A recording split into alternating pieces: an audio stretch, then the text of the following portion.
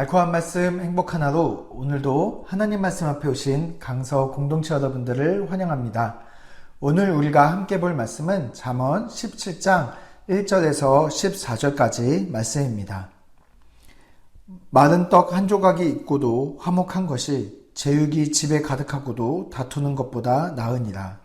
슬기로운 종은 부끄러운 짓을 하는 주인의 아들들을 다스리겠고 또 형제들 중에서 유업을 나누어 얻으리라.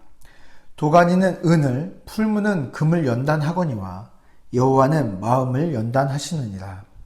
악을 행하는 자는 사악한 입술이 하는 말을 잘 듣고 거짓말하는 자는 악한 여가 하는 말에 귀를 기울이느니라. 가난한 자를 조롱하는 자는 그를 지으신 주를 멸시하는 자요. 사람의 재앙을 기뻐하는 자는 형벌을 면하지 못할 자니라. 손자는 노인의 면류관이요 아비는 자식의 영환이라. 지나친 말을 하는 것도 미련한 자에게 합당하지 아니하거든 하물며 거짓말하는 것이 존귀한 자에게 합당하겠느냐. 뇌물은 그 임자가 보기에 보석 같은즉 그가 어디로 행하든지 형통하게 하느니라. 허물을 덮어주는 자는 사랑을 구하는 자요 그것을 거듭 말하는 자는 친한 벗을 이간하는 자니라. 한마디 말로 총명한 자에게 충고하는 것이 매 100대로 미련한 자를 때리는 것보다 더욱 깊이 박히느니라. 악한 자는 반역에 힘쓰나니 그러므로 그에게 잔인한 사자가 보냄을 받으리라. 차라리 새끼 빼앗긴 암곰을 만날지언정 미련한 일을 행하는 미련한 자를 만나지 말 것이니라. 누구든지 악으로 선을 갚으면 악이 그 집을 떠나지 아니하리라. 다투는 시작은 둑에서 물에 새는 것 같은즉 싸움이 일어나기 전에 시비를 그칠 것이니라. 아멘. 네, 여기 두 가지 가정의 모습을 비교하고 있습니다. 첫 번째는 화목한 가정의 모습인데요. 그들의 오늘 식탁 메뉴는 마른 떡 한 조각밖에 없습니다. 여기 마른 떡이라는 것은 기름기가 없는 떡입니다. 다시 말하면 기름을 넣을 그런 재정적인 형편이 되지 않아서 그 남은 그 밀가루를 가지고 떡 한 조각을 만들어서 그걸 가지고 나누는 가난한 가정의 음식을 대표로 이야기하고 있습니다. 여기 두 번째 가정의 모습은 제육이 가득한 집이라고 이야기를 하고 있습니다. 여기서 말하는 그 제육이라는 것은 제사를 지낸 음식을 이야기합니다. 다시 말해서 제사를 지내는데 사용되었던 소나 양의 고기를 가지고 풍성한 식탁이 차려져 있음을 이야기하는 것이죠. 특별히 여기서 제사를 지내고 나서 풍성한 식탁 교제가 그 제사 음식으로 인해서 이루어지는 것을 보아 그들이 지낸 제사는 화목 제사인 것을 우리가 알 수가 있습니다. 그러나 그들이 화목 제사를 지내고 풍성한 식탁의 모습을 볼 때, 외부에서 볼 때 그 겉모습만 보면 그들은 굉장히 화목한 가정으로 보일 수 있습니다. 그러나 그들이 비록 화목한 제사를 지내고 그리고 식탁이 화려하게 기름지게 차려져 있다 할지라도 그들은 그 식탁 앞에서 지금 다툼을 벌이고 있는 것이죠. 2절 말씀에 보면은 형제들 가운데 유업을 나누어 얻으리라는 그 표현을 봤을 때 이들이 화목 제사를 지낸 다음에 그들이 가정에서 모여서 그 풍요로운 식탁 앞에서 그들은 형제들끼리의 유산을 분배하는 것을 두고 싸우는, 다투는 장면을 우리가 연상해 볼 수가 있습니다. 겉으로 보기에는 풍성한데 그 집의 내부의 이야기를 들어볼 때 그 내부의 이야기는 삭막하고 가난한 모습입니다. 이미 충분히 그들은 부유한 식탁을 가졌음에도 불구하고 그들이 나누는 것에 굉장히 인색한 모습을 볼 수 있죠. 그러나 첫 번째 봤던 그 가난한 가족은 딱딱한 떡이지만 기름마저도 없고 떡도 한 조각밖에 없지만 그것을 겉으로 보기에는 가난할지 모르지만 그들은 그 떡을 나누는 것으로 그 내부에는 정말 상상할 수도 없을 만큼의 풍요로움을 가지고 있는 것을 볼 수가 있습니다. 오늘 본문은 이 두 가정의 비교를 통해서 시작하고 있는데요. 다시 말해서 겉모습이 아니라 그 내면의 이야기, 그 마음의 이야기가 결국에는 그들의 풍요로움을 가지고 있는지 그 내면의 이야기를 오늘은 17장 말씀은 하고 있는 것입니다. 그래서 3절 말씀에 보면은 도가니는 은을, 풀무는 금을 연단하거니와 여호와는 마음을 연단하시느니라. 네, 풀무 속에서 순도 높은 금이 연단되어 나오듯이 하나님은 우리의 마음이 순도 높은 지혜의 마음으로 연단되기를 원하십니다. 왜냐하면 우리의 모든 말과 행동이 마음에서 시작되기 때문에 그렇습니다. 마음은 말을 낳고 말은 행동을 낳습니다. 그래서 우리의 마음을 하나님은 집중적으로 우리의 마음이 지혜로운 마음으로 연단되기를 원하시는 것이죠.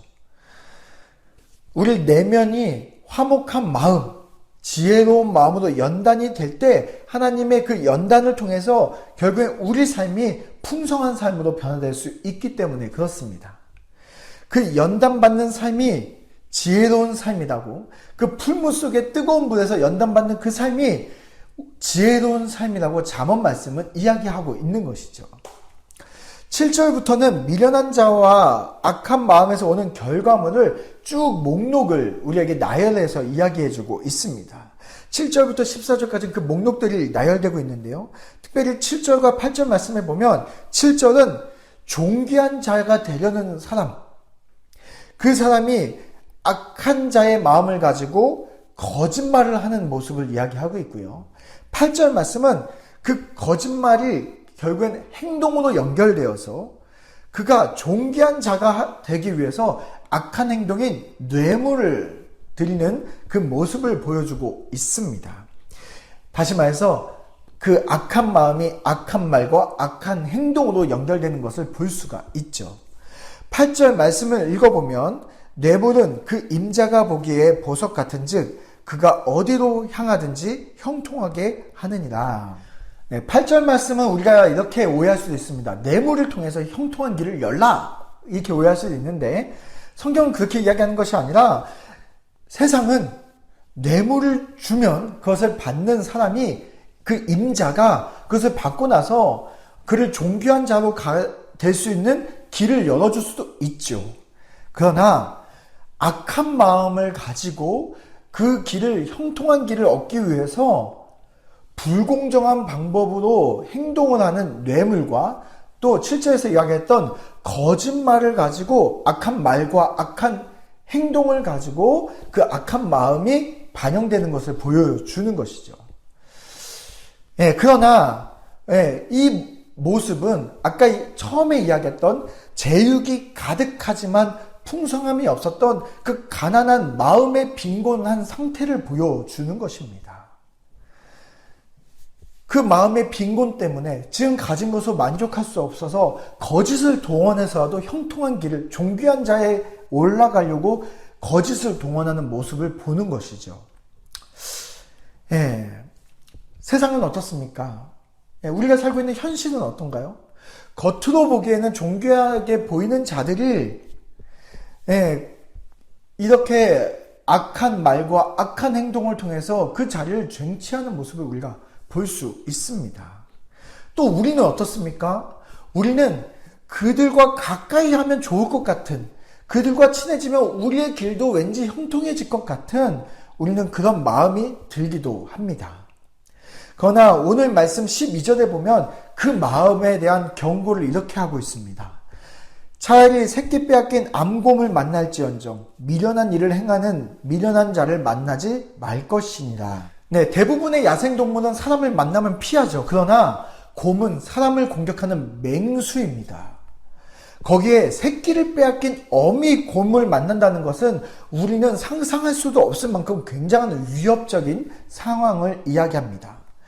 겉으로는 풍성해 보여도 마음이 가난한 자, 그들을 만난다는 것은 새끼를 빼앗긴 어미 곰을 만나는 것보다 훨씬 더 위협적이라고 잠언 말씀은 우리에게 경고의 말을 해주고 있습니다. 왜냐하면 그들을 가까이 한다는 것은 14절과 같은 문제가 생기기 때문에 그렇습니다.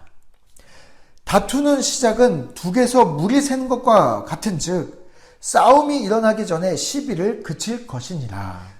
악한 자를 가까이 한다는 것은 하나님의 그 연단된 지혜의 마음에 구멍이 뚫리는 것과 같습니다. 그래서 싸움이 일어나기 전에 시비를 그치라는 말씀처럼 다툼이라는 행동이 일어나기 전에 그 다툼이라는 말이 먼저 붙지 않습니까? 그런데 그 다툼이라는 말이 붙기 전에 그 전에 다툼의 마음이 생기거든요. 그래서 악한 말이나 악한 행동이 멈출 수 있도록 우리의 마음이 구멍나지 않도록 우리의 마음을 다스릴 필요가 있습니다. 그래서 마음의 연단이 필요한 것이지요. 마음의 구멍이 뚫리면 우리는 새끼를 잃은 어미곰을 만나는 것보다 그래서 더 위협적인 상황을 만나게 되는 것입니다. 우리 사랑하는 강서 공동체 여러분, 여러분의 마음의 식탁은 풍성하십니까? 여러분 마음은 그토록 하나님의 그 지혜로운 마음으로, 순도 높은 지혜로운 마음으로 연단되어져 가는 우리 강서 공동체 여러분들이 되시기를, 여러분의 마음의 식탁은 풍성하시기를 바랍니다.